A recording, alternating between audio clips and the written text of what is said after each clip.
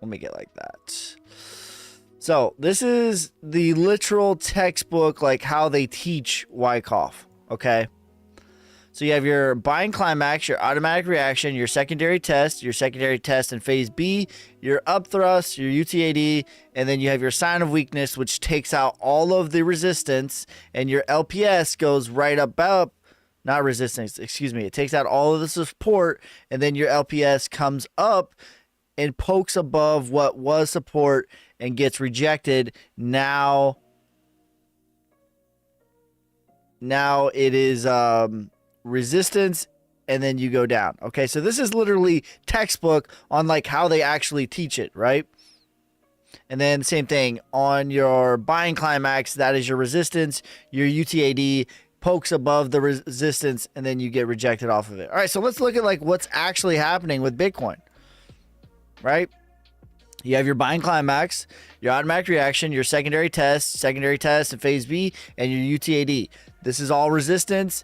Everything was under the resistance level until UTAD that poked above it. And then you have your sign of weakness that pokes below what was support.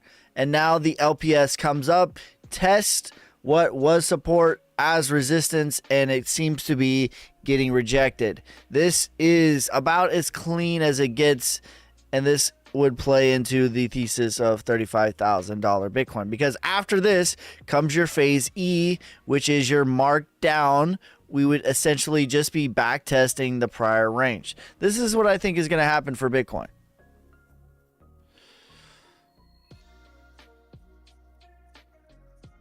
Jeff said, just recruited like 300 people to join and subscribe to you. My man, I appreciate you, Jeff. You savage. But the cream will rise to the top. Oh, yeah. Do you recommend coins to buy when and when to sell? On my Patreon, I have like, you get access to my portfolio anytime I buy or sell, and then my allocation. All right, let's take a look at, see if they're live yet. Okay, looks like they're live.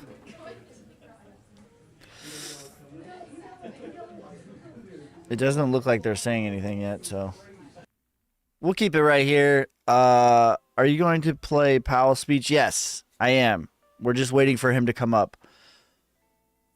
Hearing some senior analysts economics imply that we may not even get a real bull run this time. It's possible.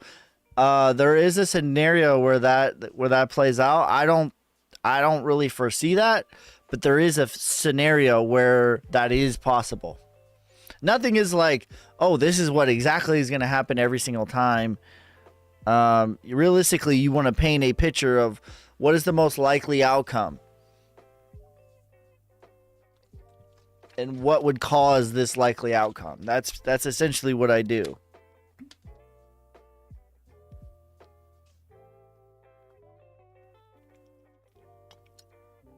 The only way that scenario would be possible, I don't see it. I don't see anything in the charts that's showing that. But the only scenario that would be possible is if we were to zoom out and this, let me go on a different chart. This was realistically one big cycle. That would be the scenario on what that was possible. As in, like, all of this was one big cycle. As in 2017, 2021, all of this is one cycle. That would be the only scenario at which that would be possible. But even if that were to happen, I still think we would probably we would probably get a triple top in the 60s. Even if that were the case. But I don't see anything in that being... It seems like it's another leg higher, in my opinion. But that is a scenario that is out there.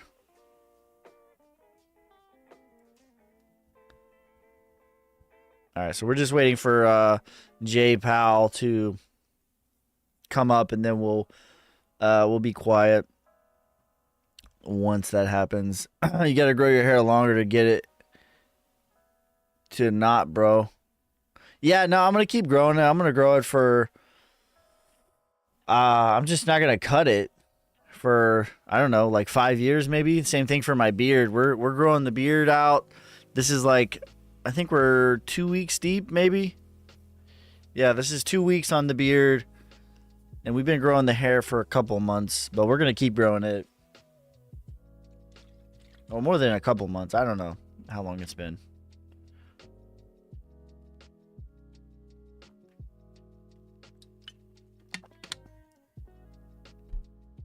I don't know how long it's been. Let's look at Bitcoin on the 15-minute. See what's happening right now.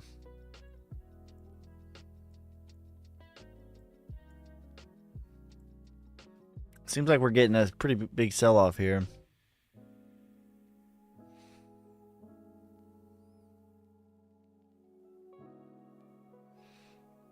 Nothing yet. I think they will actually start at 1:30, which it already is. I'm not sure what time he's actually supposed to speak, but we'll have it. We'll have it here.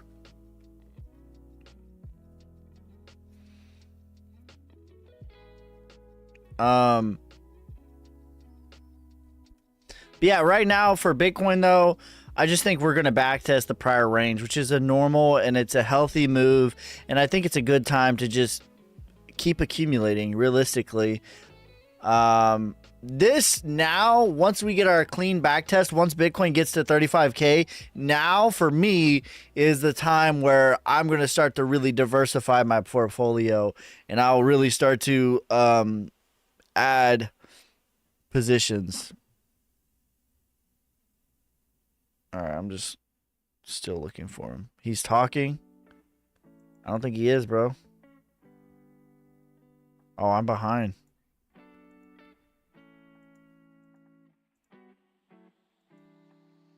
All right.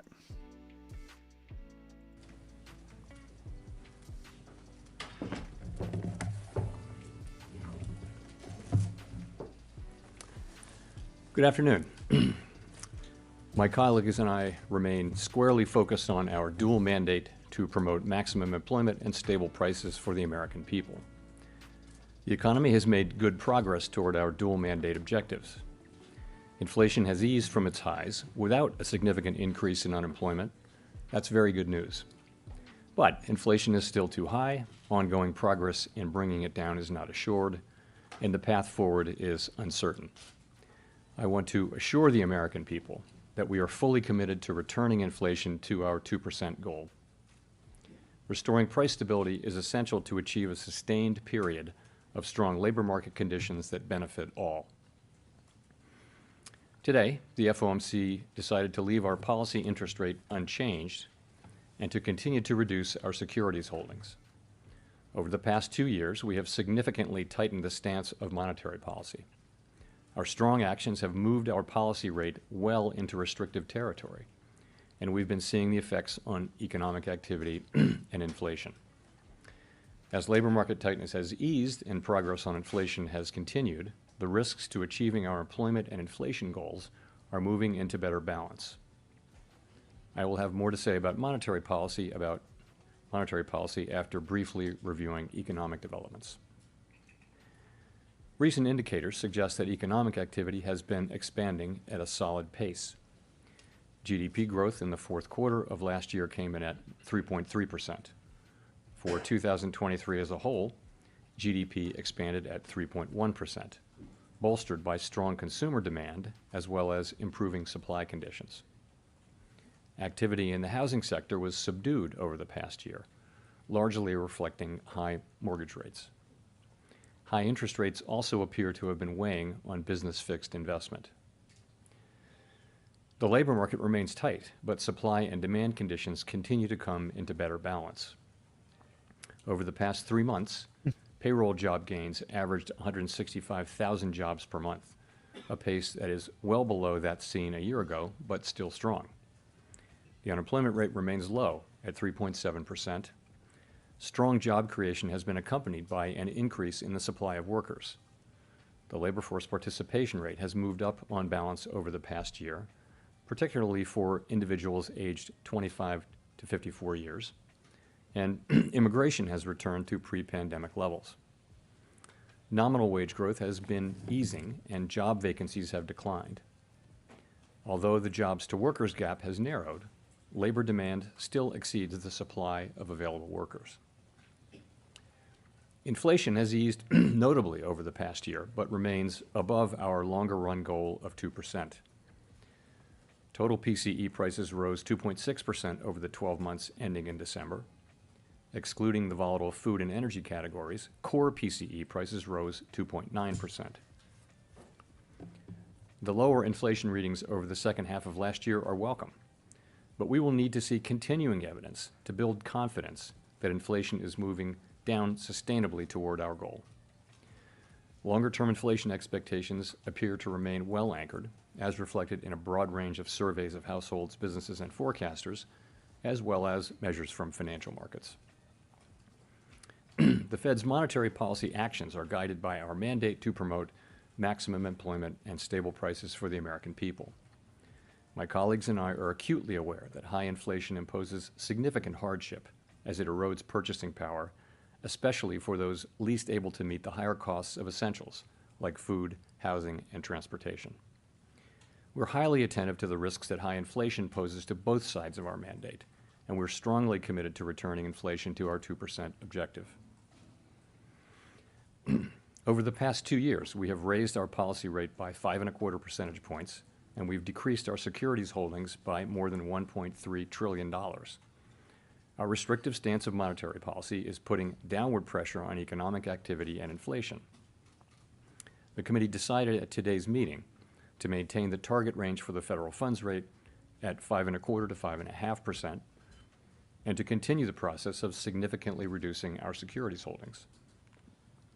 We believe that our policy rate is likely at its peak for this tightening cycle, and that, if the economy evolves broadly as expected, it will likely be appropriate to begin dialing back policy restraint at some point this year. But the economy has surprised forecasters in many ways since the pandemic, and ongoing progress toward our 2% inflation objective is not assured. The economic outlook is uncertain, and we remain highly attentive to inflation risks.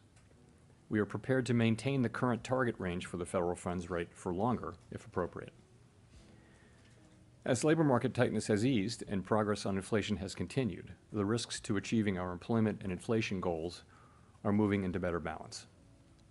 We know that reducing policy restraint too soon or too much could result in a reversal of the progress we've seen on inflation and ultimately require even tighter policy to get inflation back to 2%. At the same time, reducing policy restraint too late or too little could unduly weaken economic activity and employment. In considering any adjustments to the target range for the federal funds rate, the committee will carefully assess the incoming data, the evolving outlook, and the balance of risks. The committee does not expect that it will be appropriate to reduce the target range until it has gained greater confidence that inflation is moving sustainably toward 2%. We will continue to make our decisions meeting by meeting. We remain committed to bringing inflation back down to our 2% goal and to keeping longer-term inflation expectations well anchored. Restoring price stability is essential to set the stage for achieving maximum employment and stable prices over the longer run.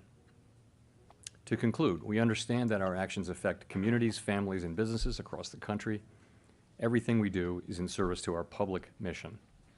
We at the Fed will do everything we can to achieve our maximum employment and price stability goals. Thank you. I look forward to our questions.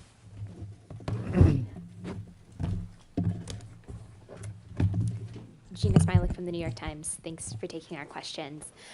Obviously, in the statement and just in your remarks there, you note that you don't want to cut interest rates without greater confidence that inflation is coming down fully. I wonder, what do you need to see at this point to gain that confidence? And as you make those decisions, how are you weighing recent strong growth in consumer spending data against the sort of solid inflation progress you've been seeing? Sorry, say that last part again. How are you weighing the growth data and consumption data, which have been surprisingly strong, against inflation data? Okay. So what are we looking for to get greater confidence? let me say that we have confidence. We're looking for greater confidence that inflation is moving sustainably down to 2%. Implicitly, we do have confidence and it has been increasing, but we want to get greater confidence. What do we want to see? We want to see more good data. It's not that we're looking for better data. We're looking at continuation of the good data that we've been seeing. And a good example is inflation. More gooder. So we have 6 months of good inflation data. The question really is, that 6 months of good inflation data, is it sending us a true signal that we are in fact on a path, a sustainable path down to 2% inflation? That's the question. And the answer will come from some more data that's also good data.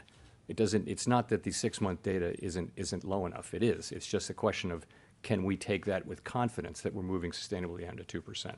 That's really what we're thinking about.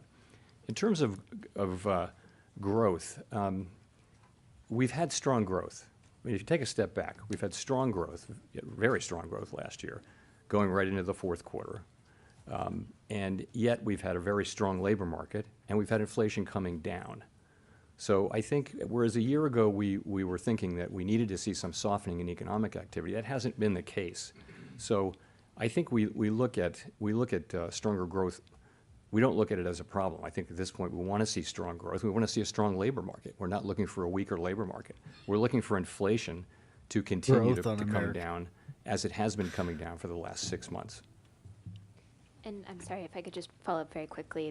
When you say that you want to make sure that it's a true signal, is there anything that you're seeing in the data that makes you doubt that it's a true signal at this stage? No, I think I would say it seems to be the likely case that we will achieve that confidence, but we have to achieve it, and we haven't yet.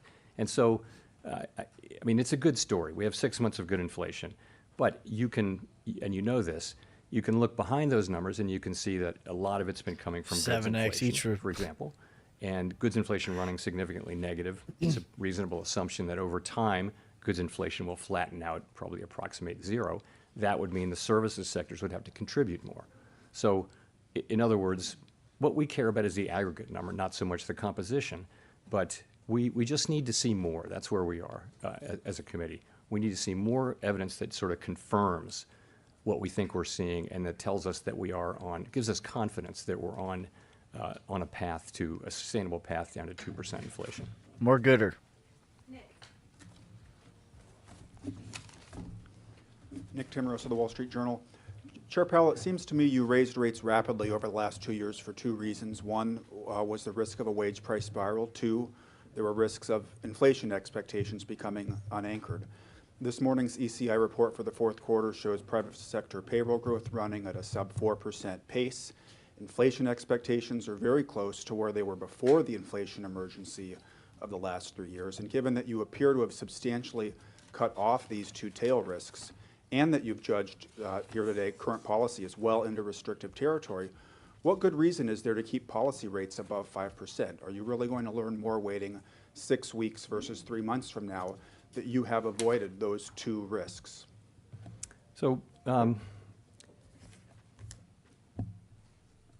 as you know, almost every participant on the committee does believe that it will be appropriate to reduce rates. And for partly for the reasons that you say, you know, we feel like inflation is coming down, growth has been strong, the labor market is strong. What we're trying to do is identify a place where we're really confident about inflation getting back down to 2% so that we can then begin the process of dialing back the restrictive level. So overall, I think people do believe, and as you know, the median participant wrote down 3 rate cuts this year. But I think to get to that place where we feel comfortable starting the process, we need some confirmation that inflation is in fact coming down sustainably to 2%. If I could ask differently, if you hold rates high as inflation moderates, as it has been, target rates will exceed the prescriptions of the Taylor rule of experience. What would be the reason for holding rates higher than the levels recommended by those rules in the current instance? Well, look, I think, as you know, we consult a range of Taylor rules and non-Taylor kind of rules. We consult them regularly. They're in our Teal book, and they're in all the materials that we look at. But you know, I don't think we've ever been at a place where we were setting policy by them. And they're, depending on the rule, it will tell you different things. There are many different formulations. Another way to think about it is, implicitly, is in theory, of course, real rates go up if holding all else equal as inflation comes down. But that doesn't mean we can mechanically adjust policy as real rates, as inflation comes down. It doesn't mean that at all, because for one thing, we don't know. We look at more than just the Fed funds rate. We look at broadly financial conditions. But in addition, we don't know with great confidence where the neutral rate of interest is at any given time. But that also doesn't mean that we wait around to see the economy turn down, because that would be too late. So we're really in a risk management mode of managing the risk, as I mentioned in my opening remarks, managing the risk that we move too soon and move too late. And I think to move, which is where almost everyone on the committee is in favor of moving rates down this year. But the timing of that is going to be linked to our gaining confidence that inflation is on a sustainable path down to 2%. Jeff said, imagine if he opened with your Neo Matrix video intro. Hi, thanks, Chair Powell. I'd like you to key in on the use of the word in the statement that inflation still remains elevated. You've pledged to cut rates before inflation reached 2%.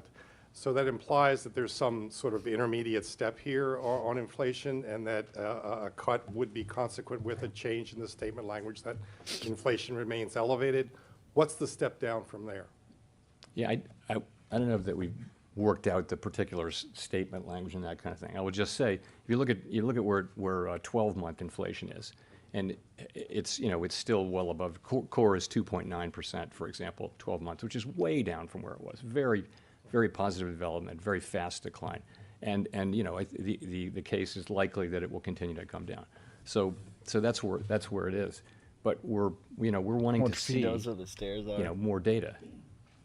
So if I could follow up on that, the statement allows that you want greater confidence on inflation falling before you cut, but it doesn't mention the other side of the mandate, a slide in employment. Would a slide in employment also bring you to the point of cutting rates?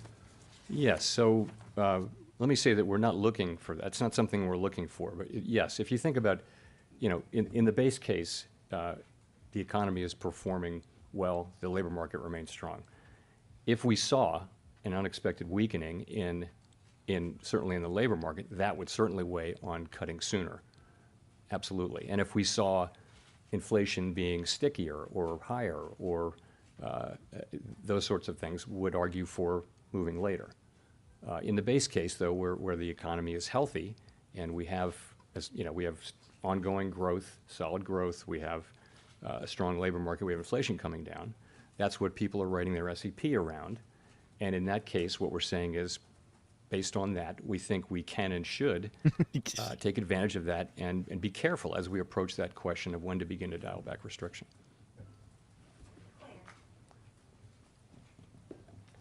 Claire Jones, Financial Times. Just to circle back to the greater confidence aspect of the statement, there's been a lot of unanimity in recent meetings. I'm just wondering, going forward, when it comes to all needing greater confidence, is the unanimity, or at least consensus among FOMC members, about what the threshold for that greater confidence is? And if not, could you maybe tell us a little bit about the discussion today on, what the variations between FOMC members was on what constitutes enough confidence to cut rates, and also if there was any variation on how quickly that greater confidence Is that a real word? could be reached. Thank Nah, you. I think she's making stuff We're not up. really at that stage. There was no proposal to cut rates.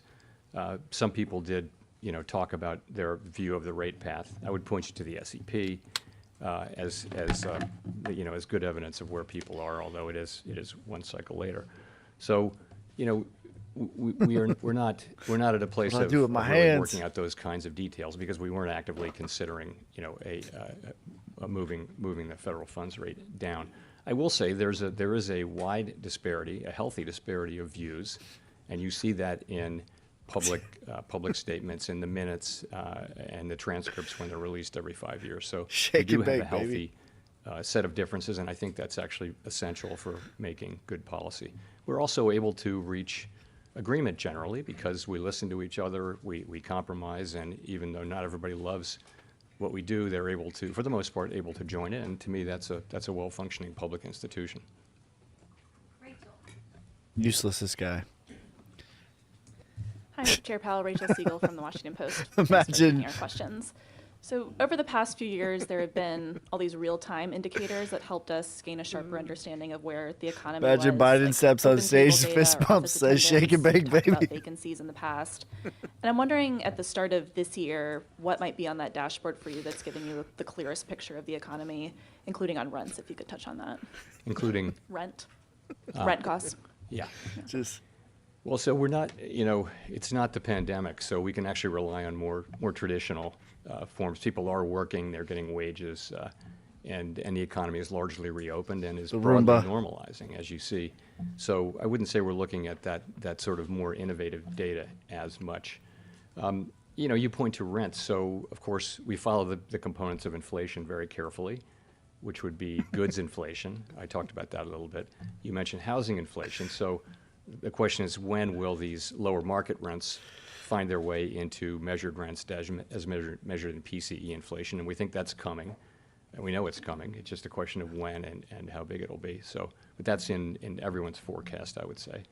So that will help. But at the same time, we think goods inflation will probably, it's been giving a lot of disinflation to the effort, and probably that declines over time. But it may well have some more time to run. The supply chains are not perfectly back to where they were. In addition, it takes time for the healing I'll put process this to here. get into prices. So there may be still a tailwind. We'll find out with that. So we look at the things that relate to our mandate very carefully, and as you would imagine. I guess just as a quick follow-up, do you feel comfortable at this point saying the economy has reached a soft landing, or is that part of looking for more confidence? No, I wouldn't say we've achieved that, and I think we have a ways to go. Inflation is still, core inflation is still well above target on a 12-month basis. 12 months is our target. Certainly, I'm encouraged, and we're encouraged by the progress, but we're not declaring victory at all at this point. We think we have a ways to go.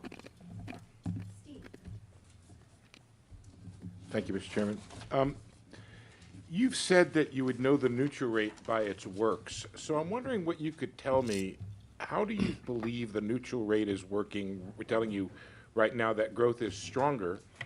In other words, how much is the economy really being restrained right now by the current funds rate? And how much restraint does it really need additionally if inflation is still coming down?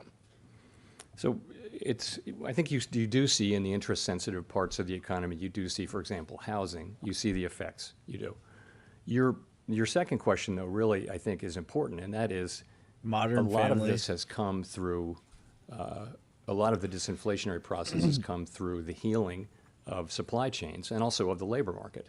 So you've seen that other set of factors is really different from other cycles and has brought that working with tighter policy, which has enabled the supply side to recover, I think that mixture has been behind what has enabled this. So no, we really do think that we're having an effect broadly across the economy. I would point to the interest-sensitive parts of the economy as well as spending generally. But it's a joint story. It's a complicated story. Crypto's But how dumping. much restraint are you actually imparting to the economy, would you say, relative to the neutral rate?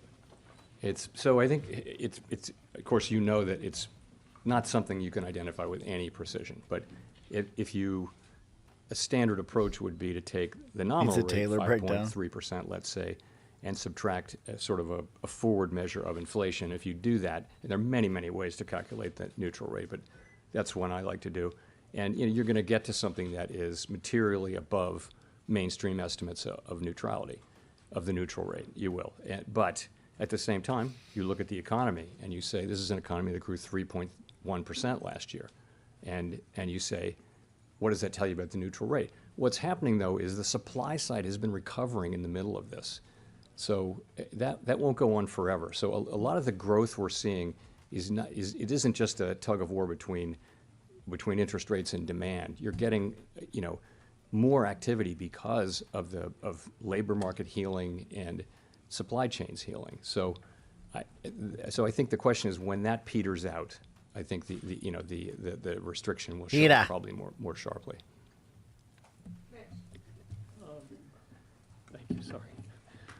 Thanks for taking the question, Mr. Chairman. You mentioned earlier we're not seeking a weaker labor market, I think you said. Can you talk a little bit more about that? Do you think the labor market now is back to quote-unquote normal, and that we can achieve the inflation target without wage gains coming back down to what they were pre-pandemic? Even with today's ECI levels, they were still above those pre-pandemic levels. I think the labor market by many measures is at or nearing normal, but not totally back to normal. And you pointed to one or more of them. So I think, job openings are not quite back to where they were. Wage increases rather are not quite back to where they would need to be in the longer run. I would look at it this way though. The economy is broadly normalizing, and so is the labor market. And that process will probably take some time. So wage setting is something that happens, probably will take a couple of years to get all the way back. And that's okay. That's okay. But we do see, you saw today's ECI reading, the evidence is that that wage increases are still at a healthy level, very healthy level, but they're gradually moving back to levels that would be more associated, given assumptions about productivity, are more typically associated with 2% inflation. It's an ongoing process, a healthy one, and I think we're moving in the right direction. So that process can continue without a weakening of the labor market, basically, you're saying? Well, I think the labor market is, I don't know if it's rebalancing. Clearly, there was a fairly severe imbalance between demand for workers and supply at the beginning of the pandemic. So we lost several million workers at the beginning of the pandemic from people dropping out of the labor force. And then when the economy reopened, you remember 2021, you had a severe labor shortage, and it was everywhere. Panic on the part of businesses, couldn't find people. So what's happened is we expected the labor market to come back quickly, and it didn't. And 2022 was a disappointing year, and we were kind of thinking, well, maybe we won't get it back. And then 2023 we did, as you know. So labor force participation came back strongly in 23, and so did immigration. Immigration came to a halt during the pandemic. And so those two forces have significantly lowered the temperature in the labor market to where it's still a very strong labor market. It's still a good labor market for wages and for finding a job, but it's getting back into balance, and that's what we want to see. And one great way to look at that is what's happening with wage increases, and you see it now across the major things that we track. It isn't every quarter, but overall, there's a clear trend, still at high levels, but back down to what would be consistent with where we were before the pandemic and with 2% inflation. Hi, Chris Rugaber at Associated Press. Thank you. I wanted to follow up on Rich's question. It sounded like you suggested that you're not worried about faster growth so much. So wanted to see if you're seeing anything that suggests that inflation could re-accelerate from here. And it sounds like you're saying you're not worried that solid growth from here on out poses any risk to inflation. Thank you. No, I think that is a risk, the risk that inflation would re-accelerate. I think the greater risk is that it would stabilize at a level meaningfully above 2%. That's to me more likely. Of course, if inflation were to surprise by moving back up, we would have to respond to that, and that would be a surprise at this point. But I have to tell you, that's why we keep our options open here, and why we're not rushing. So I think both of those are risks, but I think the more likely risk is the one that I mentioned, which is you've had 6 good months, very good months, but what's really going to shake out here? What will, when we look back, what will we see? Will inflation have dipped and then come back up? Are the last 6 months flattered by factors that are one-off factors that won't repeat themselves? We don't think so. We don't. That's not what we think. But that's the question we are asking. We have to ask, and we want to get comfort on that. And just one quick follow-up. Governor Waller had mentioned the revisions that are coming on February 9th for the CPI data. Is that something you're watching as well? And if we see those revisions fairly minor, is that going to give you more confidence where things are going? We'll just have to see. Yeah, we'll look at those. Last year was a surprise. Surprise. Michael McKee, Bloomberg Radio and Television. If Yeah, you it's don't pretty want good. to use the term soft landing, would you say at least that from your point of view now, the other scenario of a hard landing caused by the Fed is off the table, or the risks have diminished very much? And you mentioned below 2% inflation on a 3-month basis. Core PCE has been running at 1.5%. And there are those on Wall Street who think that if you maintain the level of restriction you have right now, you could end up with inflation running below your target. How do you see that? So your first question, how to describe where we are. So I guess I would just say this. Executive summary would be that growth is solid to strong over the course of last year.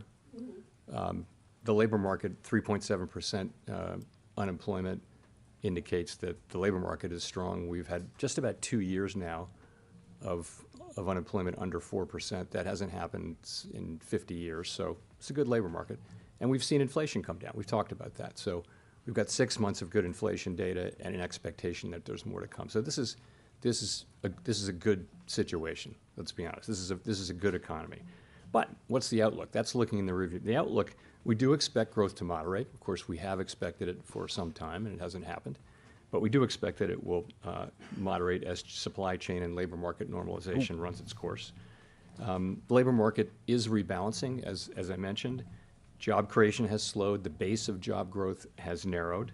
And of course, 12-month inflation is above target and getting down closer to target. It's not guaranteed, but we do seem to be getting on track for that. So those are the risks and questions we have to answer. But overall, this is a pretty good picture. It is a good picture. Your second question was, sorry. Could you get inflation that is below target, end up with Down. inflation below target, and you have to do something about that? So the thing is, we're not looking for inflation to tap the 2% base once. We're looking for it to settle out over time at 2%. And the same thing is true. If we have a month or two of lower, and we have that now, of inflation that's annualized at a lower level, that wouldn't be good. We're not looking to have inflation anchor below 2%. We're looking to have it anchor at 2%. So if we do face those circumstances, then we'll have to deal with that. I think as of now, the question, we want to take advantage of this situation and finish the job on inflation while keeping the labor market strong. Edward Lawrence from Fox Business. Thank you, Mr. Chairman, for taking this. So as I've heard from some district Fed presidents, is it, in your view, a little premature to think that rate cuts are right around the corner? And then when we do see that first rate cut, should we interpret that as the beginning of a rate cut cycle, or is it a one-off? 2% is not achievable. So I'll point to that language on your first question. Not in actuality. We included that language. It's achievable when you fudge the numbers. To signal clearly that with strong growth, strong labor market, inflation coming down, the committee intends to move carefully as we consider when to begin to dial back the restrictive stance that we have in place. So if you take that to the current context, we're going to be data dependent. We're going to be looking at this meeting by meeting. Based on the meeting today, I would tell you that I don't think it's likely that the committee will reach a level of confidence by the time of the March meeting to identify March as the time to do that. But that's to be seen. So I wouldn't call, when you ask me about in the near term, right, I'm hearing that as March. I would say I don't think it's probably not the most likely case, or what we would call the base case. Then your second question is is this the start of when we see a cut, is it the start of a cutting cycle, or could it just be a one-off? That's going to depend on the data. The whole thing is this is going to depend on the data. We're going to be looking at the economic data as it affects the outlook and the balance of risks, and we're going to make our decisions based on that. And it could wind up, we'll have another SEP at the March meeting, and people will write down what they think. But in the end, it's really going to depend on how the economy evolves. We talked about there are risks that would cause us to go slower. For example, stronger inflation, more persistent inflation. there are risks that would cause us to, or if they happen, that would cause us to go faster and sooner, and that would be a weakening in the labor market, or for that matter, very, very persuasive lower inflation. It's been happening a Those long are the time, kinds of Jeff. things. So we're just going to be reacting to the data. That's really the only way we can do this.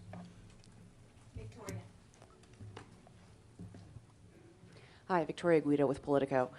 Could you talk a little bit more about productivity growth? You've mentioned multiple times about, the level of wage growth that's consistent with 2% inflation. We've obviously seen, you were talking about ECI this morning, in which it's cooled a little bit, but still sort of above what you wanted to see. Growth has been very strong. How much of those numbers do you attribute to productivity, and do you see that productivity as sort of just temporary because of the factors, the labor and supply chain factors you were talking about, or do you think that productivity growth will fade over time? So this is a really interesting question, and I think my own view is, I think if you look back to the pandemic, you saw a spike in productivity as workers were laid off and activity didn't decline as fast. And then you saw a deep trough of productivity. And then over the last, you saw high productivity last year in 23.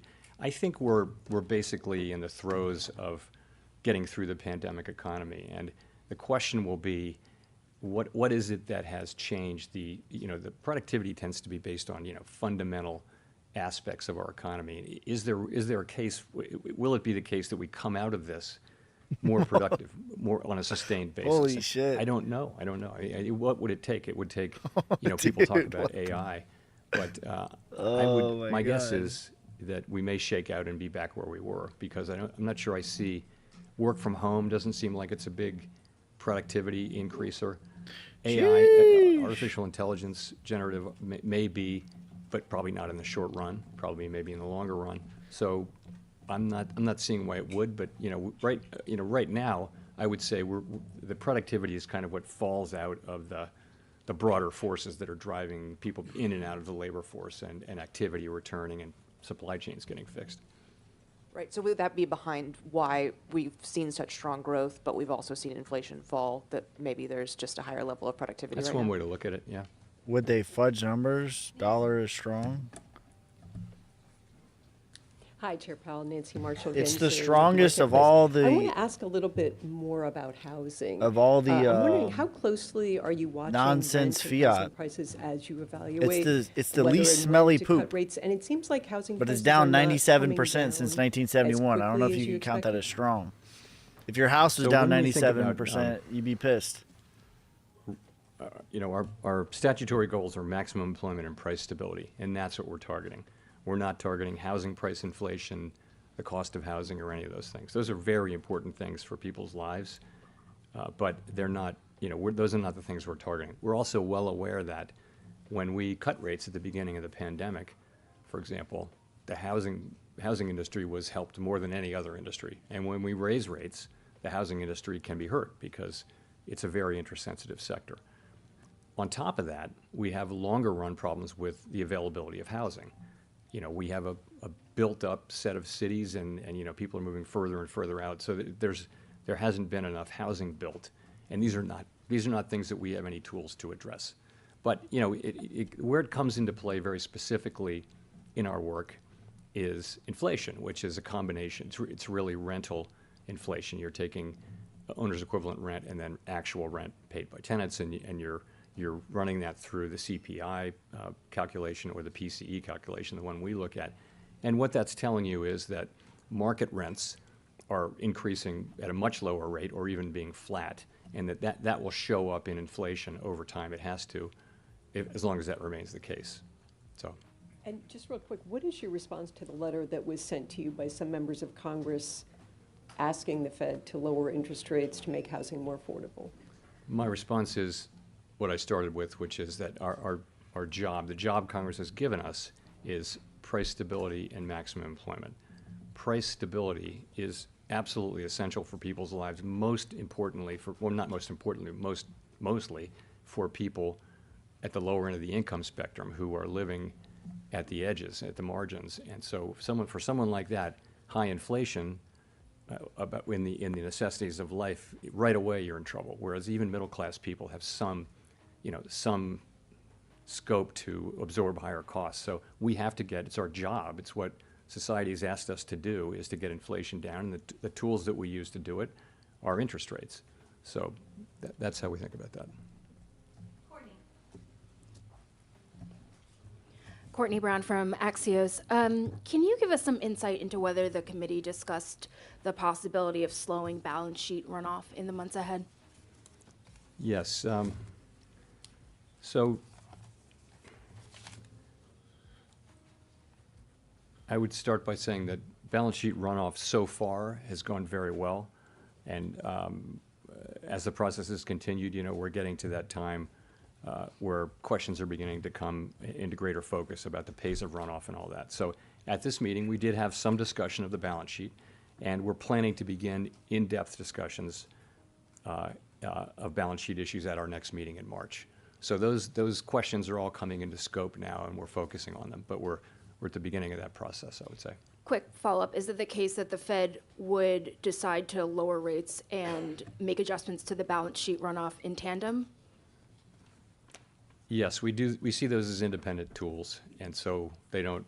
For example, if you're normalizing policy, you might be reducing rates but continuing to run off the balance sheet.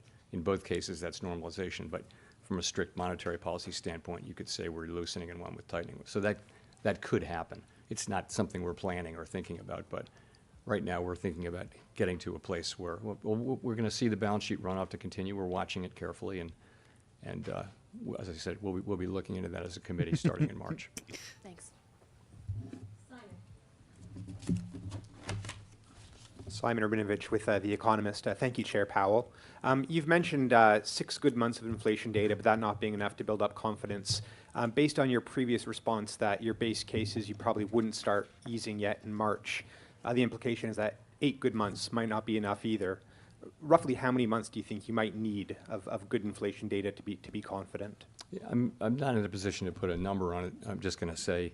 Well, who is? And it's not that we don't have any confidence. We have if you're growing not, then who confidence, is? But not to the point where we feel like it's a highly consequential decision to start the process of dialing back on restriction, and we want to get that right. And we feel like the strong economy, strong labor market, inflation coming down, it gives us the ability to do that. We think that's the best way we can serve the public, because ultimately we've made a lot of progress on inflation. We just want to make sure that we do get the job done in a sustainable way. That's how we're thinking about it. I'm in not terms in of the when position. that'll be, that'll all come out of our communications, and we won't keep that a secret. The Illuminati.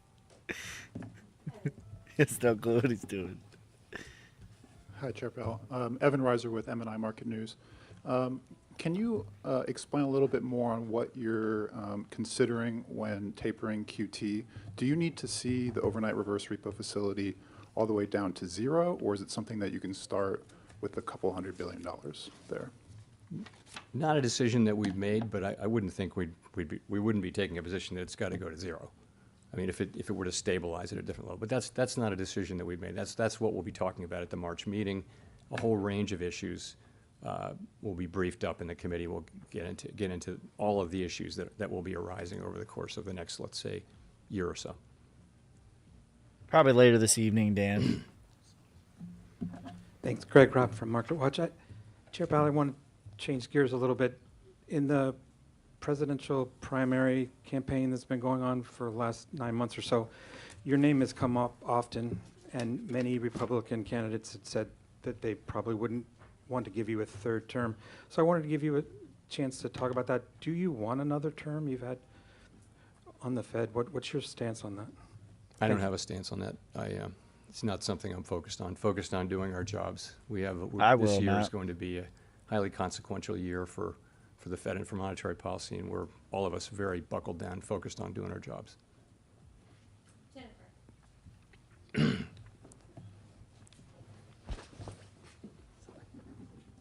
Thank you, Chair Powell. Jennifer Schonberger with Yahoo Finance. As you mentioned, core PCE has been running at 1.9% over the past 6 months. And you guys are actually expecting core inflation higher this year at 2.4% compared to that 6-month measure. Given that forecast and that the median is for 3 rate cuts this year, what happens if inflation stays where it's been over the last 6 months for the next 6 months?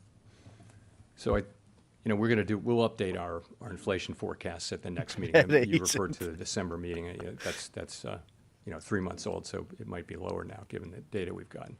So look, as I mentioned, we're going to be reacting to the data. If we get very strong inflation data and it kicks back up, then we'll go slower or later or both. If we got really good inflation data soon, that would matter for both that would tell us that we could go sooner and perhaps go faster. So we're just going to be, but of course we'll weigh that with all the other factors. We're setting policy based on the totality of the data. But just to follow, if inflation stays where it is currently, that would probably mean that the real interest rate becomes more restrictive. Would that mean you'd have to trim more, perhaps, than you already have factored in? Well, I think if we came to the view that that the 6-month inflation numbers, which are very close to 2, were in PCE world, if we thought that is really where we're going to be, then yes, our policy would be in a different place. It would. But that's the whole point, is we're trying to get comfortable and gain confidence that inflation is on a sustainable path down to 2% or toward 2%.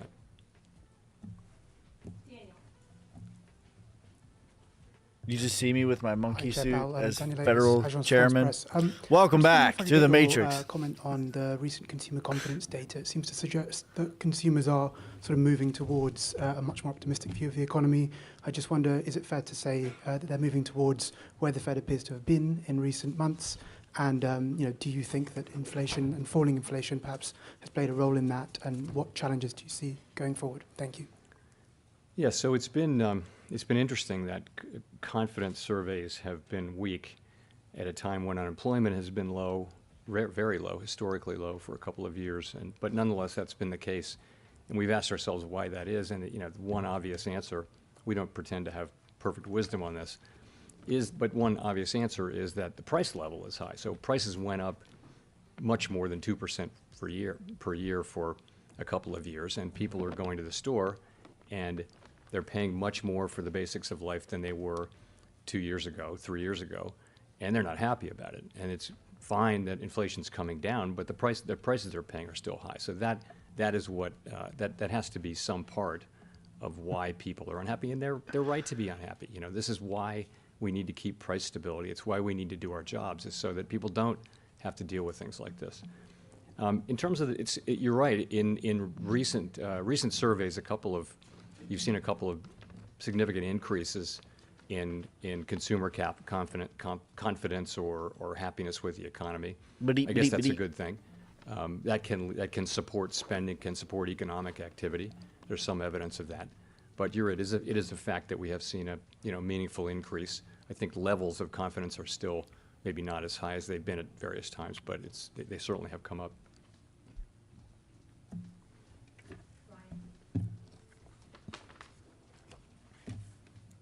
Thank you for taking our questions. Brian Menace, CNN Business. Committee members have said they'd like to meet with business leaders and stakeholders in person to learn more about the economy in real time, given that some data is subject to large revisions, the issue of seasonal adjustments being thrown off balance, and many readings of the economy being quarterly. So did any members say they've learned anything not yet reflected in the data, or have you yourself learned anything through anecdotal evidence that hasn't been captured in the data yet? Well, yes.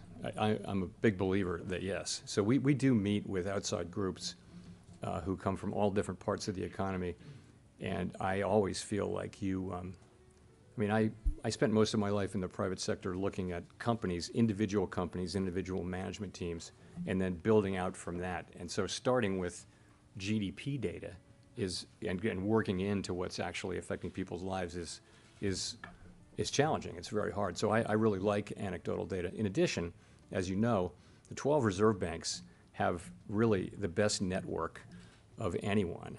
That in all their districts, they're talking to not just the business community, but the educational, medical, all nonprofit community. They have arms into all of that, and so when they come back, that's what goes into the beige book. But they come back, and what each reserve bank president does is, during the Outlook go around, they'll say, "In my district," and they'll talk about 100 conversations. They won't talk up. They will give you input based on 100 conversations that they've had with people of all different walks. And I personally find it very helpful in understanding what's going on. And also, I think you hear things before they show up in the data sometimes. Did any of them notice slowing economy based on what they've heard from like their district? Yes, I mean, if you look back the last, not this beige book, but the one before, there was a lot of slower activity. I think that what you're hearing now is things are picking up a bit. You're hearing not in every district, and not every person that we talk to, but your overall. Not every city. It feels like you were hearing. In fact, none of them. Things picking up at the margin. So that's what comes through. Thank you, sir. Jeff Cox from CNBC.com. Just kind of looking to put it all together. You had talked about basically the economy looking strong with 3.3% annualized growth in the fourth quarter. Does the strength of the economy speak more loudly to you now than any inflation threat might? That you're in a position, in other words, to keep rates elevated as long as the economy stays strong, and you're more tilted towards that. And also, perhaps, are you worried at all that the economy is maybe a little too strong right now, and that inflation could come back at some point? I'm not so worried about that. It's again, we've had inflation come down without a slow economy and without important increases in unemployment, and there's no reason why we should want to get in the way of that process if it's going to continue. So I think declining inflation, continued declines in inflation, are really the main thing we're looking at. Of course, we want the labor market to remain strong too. We don't have a growth mandate. We've got a maximum employment mandate and a price stability mandate, and those are the two things we look at. Growth only matters to the extent it influences our achievement of those two mandates. Thank you very much.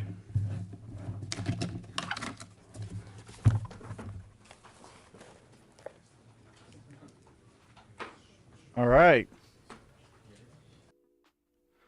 Well, that is the end of that. We could take a look at the big dump off for Bitcoin. That's awful.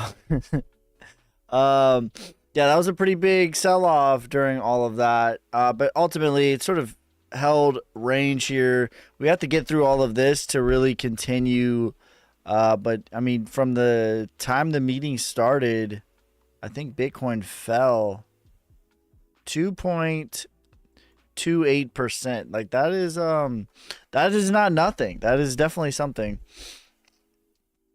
Ski called the charts, not the news. Yes, follow the news, become a millionaire. Yeah, no, I don't I just do this for fun. But for me, like realistically, the what is at play, this is what's at play. And whatever news or narratives want to come out for that is fine by me. But ultimately, we're going to get into the sub 35K Bitcoin, in my opinion. But that is going to be it for this time. We will be live later on this evening, and we'll do like a traditional live stream where we're going over price, TA, all that. Make sure you guys like, subscribe, follow me on TikTok, YouTube, Instagram, Twitter. You can join the Patreon if you want to learn how to do TA and get access to my portfolio and all that and more. I appreciate every single one of you guys. Peace, love, prosperity. No Telegram. I do not have a Telegram. Those are scammers. No Telegram, and I will never message you. Peace, love, prosperity. God first, God bless. I'm out. Damn, hustling, hustling, hustling, hustling, hustling, hustling, hustling, hustling, hustling, hustling, hustling.